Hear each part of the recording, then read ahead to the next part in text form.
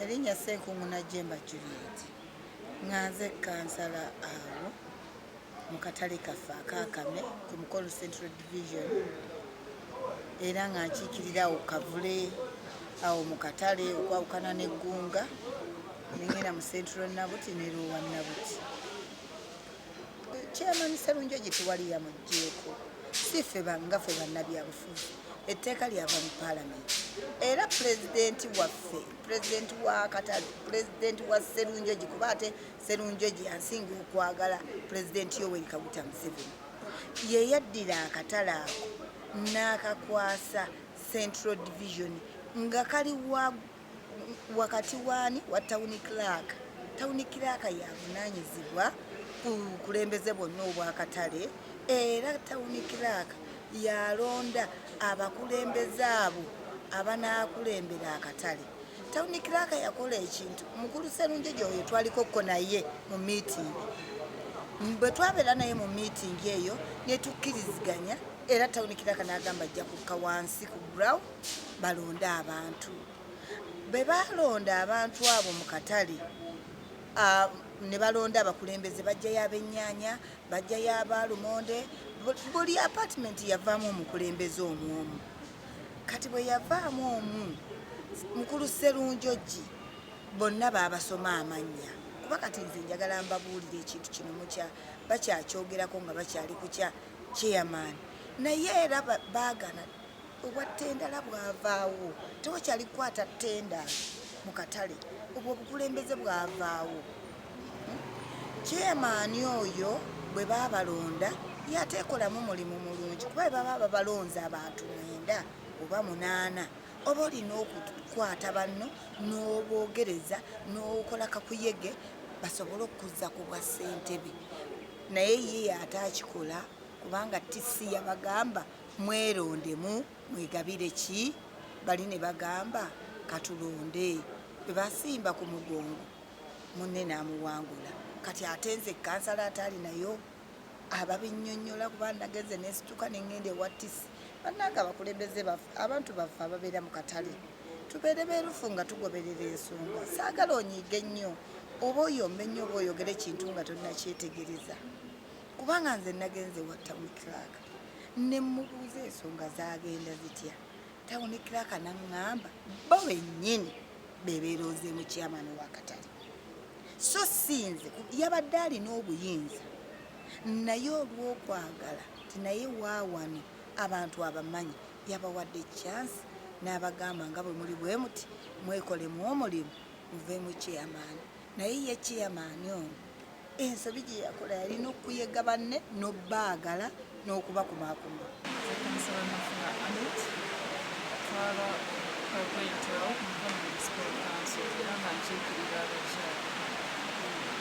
Ensonga y'omukiiko ey'akatale n'obukulembeze fenga Mukono Municipal Council wa councillors tenaba kujja gye tuli naye ate obuyinza buli ku Mukono Central Division naye nga wakati awo Town Clerk yalina kati etteeka eppya ligamba Town Clerk yalina obuyinza okulondesa abo ababeera beesimbayo.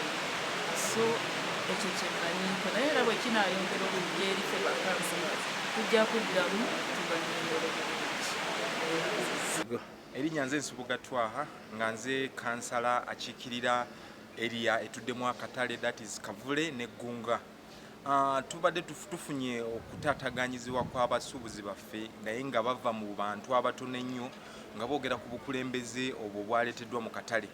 Ekyamazima obukulembeze obwaleeteddwa mu katale teeka Market Act yakolamu ennongoosereza ng'ejjawo okulondebwa kw'abakulembeze aba batwala obutale si mu Mukono wokka wabula mu Uganda yonna era ne kiwa obuvunaanyizibwa Town Clerk ba Town Clerks okubanga balonda zibayita zi allocation committee okubanga baba bayambako mu mpeereza y'akatale naye nga okuviira ddala waggulu tulina gwe bayita market administrator okusinziira mu tteeka era nga n'oyo abeera mukozi wa gavumenti kati no allocation committee yejja nebeera nga ekwasaganya emirimu olw'okuba nti oli abeera mukozi wa gavumenti abalina okufuna abantu bannakatale baba basobola okuddukanya nabo akatale.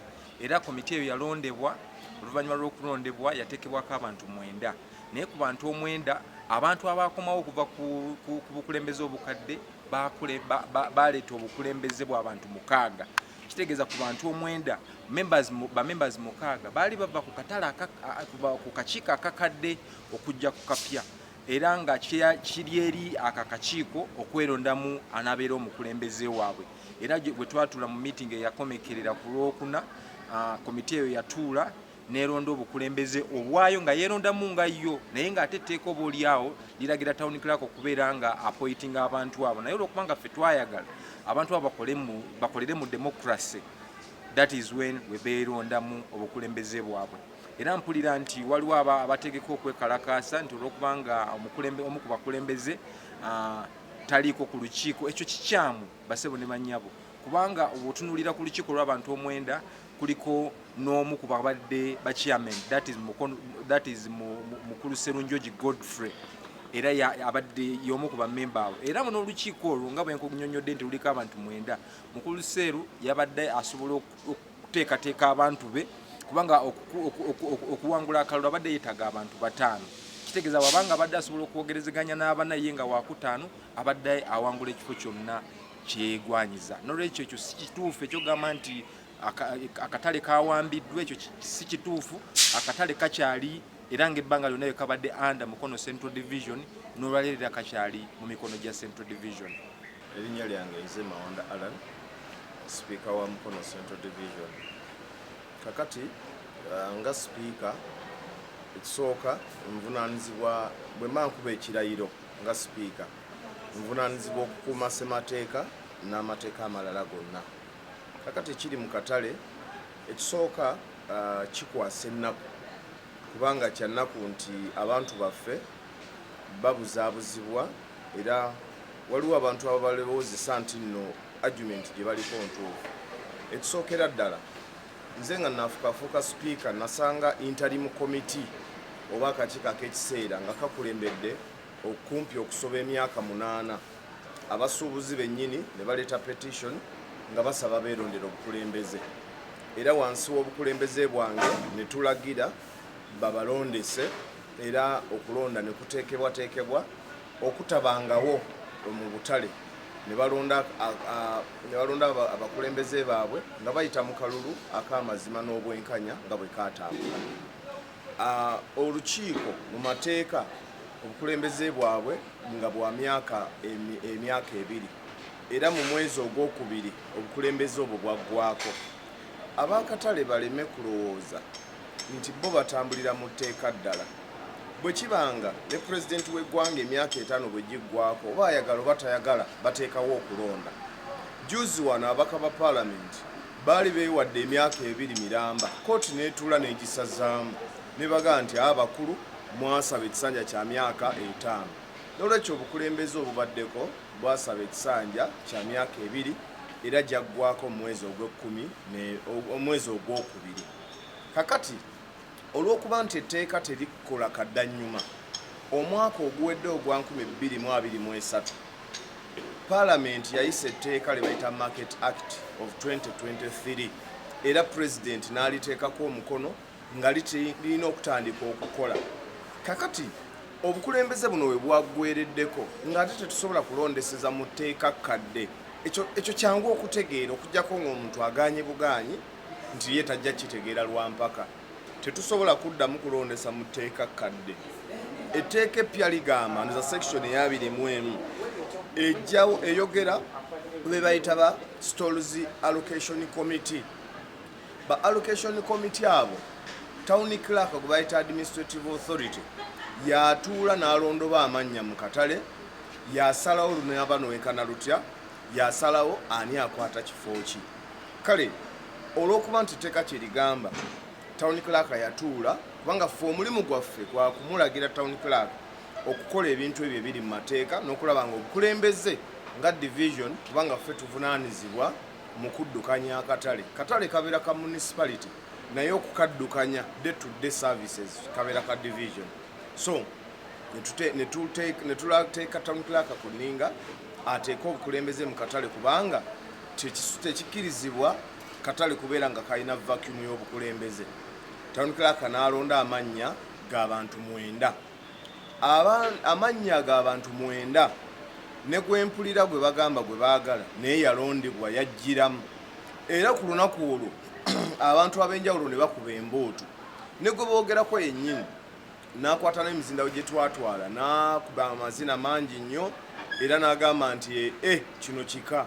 Kakati kyataategeera nti abantu bano 9 be yali alina okunoonyaamu akalulu asobole okuwangula, naye ng'ate ekisesa bwe nabadde ntunula mu mannya agaalondebwa nagenza okukiraba nga ku executive ye ebadde ekulembera naye abaddeko n'abantu 5 kumpi era bonna baabamuddiza.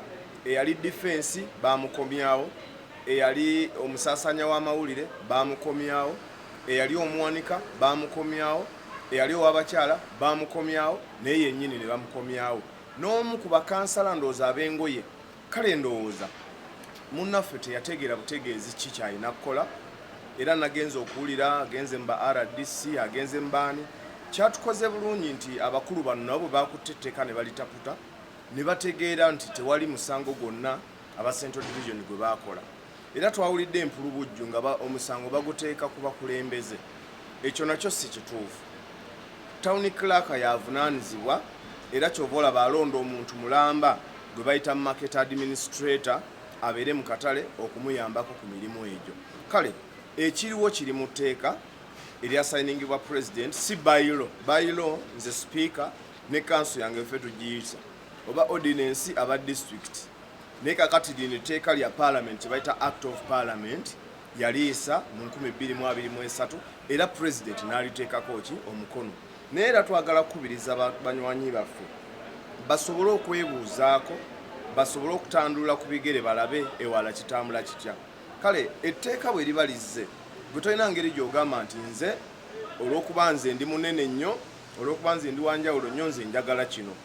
Bwe bagamba nti nno akalulu k'obwa president oba bamemba ba parliament ka box gwe tosobola kugamba nti ffe twagala gundi oba tuti oba tutiako mulete gwe mwagala. So ndowooza nti bannaffe bayinza okuba tebategeera kyakkola, baali balina okugendamu abo abantu 9 ate nga nakyo mu tteeka town clerk yaweebwa n'obuvunaanyizibwa ogamba gwe nkuwadde buno gwe nkuwadde buno, kubanga ligamba yanaasalangawo composition, yanaasalangawo obuvunaanyizibwa n'obuyinza bw'akakiiko ako. Ekyo kiri mu tteeka lya parliament, si kyange.